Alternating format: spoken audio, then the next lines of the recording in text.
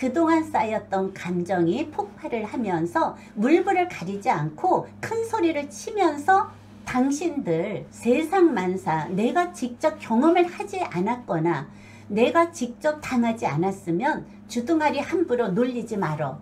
당신들도 나처럼 똑같이 당하면 이런 일로 주둥아리를 함부로 놀릴 수 있어? 남의 가정사에 왜 이리 관심이 많어?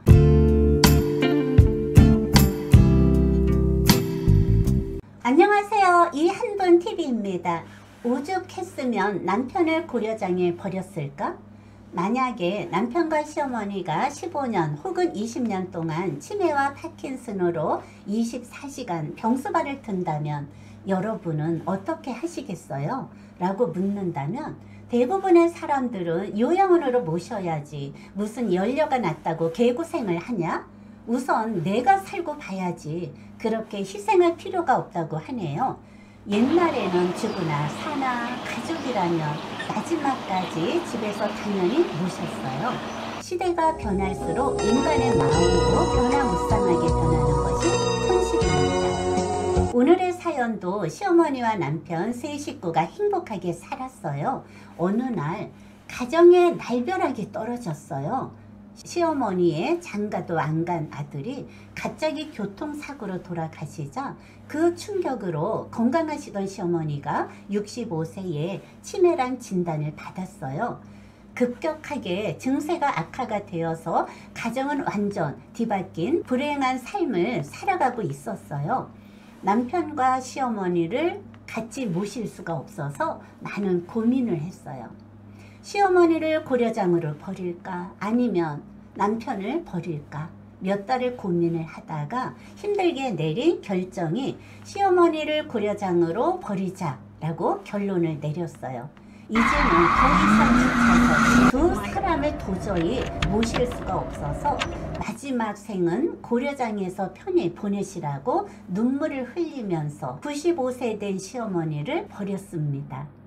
남편은 파킨슨과 치매까지 앓고 있는지 15년이 되었습니다. 남편도 정년퇴직을 하고 5년 있다가 파킨슨과 치매가 동시에 찾아왔어요. 그러니 아내는 얼마나 힘들었을까?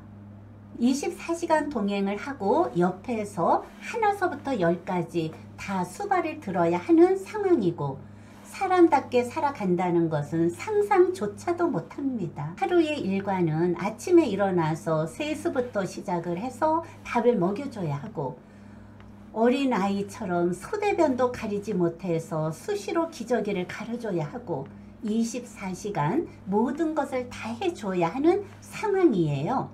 한마디로 신생아를 키운다는 생각을 하면 될 거예요. 신생아는 가볍기나 하지 남편은 키가 큰 편에 활동도 못하고 누워있으니 80kg가 넘고 여자의 작은 체구에 얼마나 힘들겠어요. 어떤 때는 너무 힘이 들어서 밥을 조금만 주면 배고프다고 난리를 치고 굶어 죽인다고 소리를 지르고 있는 모습을 보면 불쌍하고 산 사람 굶어 죽이지도 못하고 먹는 것이라도 배불리 먹이자. 그러니 살만 찔 수밖에 없어요. 욕창이 생길까봐 수시로 자세를 이동을 시켜주고 아내의 몸도 만신창이가 되었어요. 시어머니를 요양원으로 보내면 편할 줄 알았는데 그렇지가 않아요. 마음 깊은 곳에는 시어머니가 늘 자리를 잡고 있어서 불편합니다. 20년이란 긴 병수발에 남은 것은 이것뿐입니다. 아내가 허리 디스크에 관절로 인해 고통을 당하고 있어요. 20년을 넘게 병수발을 들다가 보니 체력의 한계가 왔어요.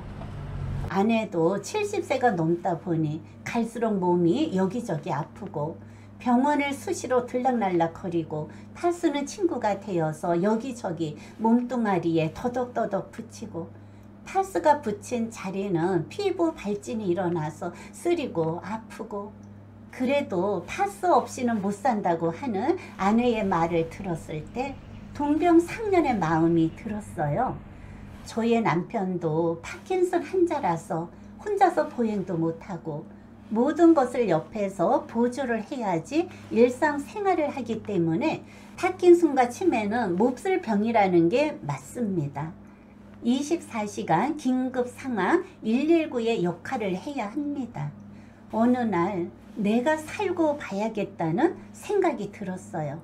오랜 기간 병수발을 들다가 보니 허리 디스크, 류마티스 관절염, 혈압, 당뇨, 우울증, 무기력, 한마디로 종합병원이라고 합니다. 어느 순간 내가 이러다가 쓰러지면 어떻게 하지? 잠자듯이 죽으면 괜찮은데 반신불구가 된다면 누가 나를 돌볼 것인가? 그렇다고 자식이 있는 것도 아니고 남들처럼 경제적인 여유가 있는 것도 아니고 별별 생각을 하다가 결정을 내렸다고 합니다. 어쩔 수 없이 남편을 현대판 고려장으로 버렸습니다. 지금의 요양원도 엄밀히 따지면 현대판 고려장이라고 할 수가 있어요. 이번에는 내가 살기 위해서 남편을 버렸어요. 시어머니와 남편을 버리고 나니 몸은 편하지만 정신적인 스트레스가 장난이 아니에요. 아내가 이런 말을 합니다. 내가 직접 겪어보지 않았으면 아무 말도 하지 말아라. 주변 사람들 수근수근 거리면서 남편을 요양원으로 보냈다고 같이 데리고 사는 것이 부부가 아닌가. 손가락질을 하고 이것이 더 힘들다고 하네요. 역지사지의 마음으로 입장을 바꿔서 생각을 해보라고. 그러면 나를 이해를 할 것이라고. 대부분의 사람들의 의견은 찬반입니다. 어느 날 아파트 여자들이 모여서 수근수근 거리길래 화가 치밀어서 대판 싸웠어요.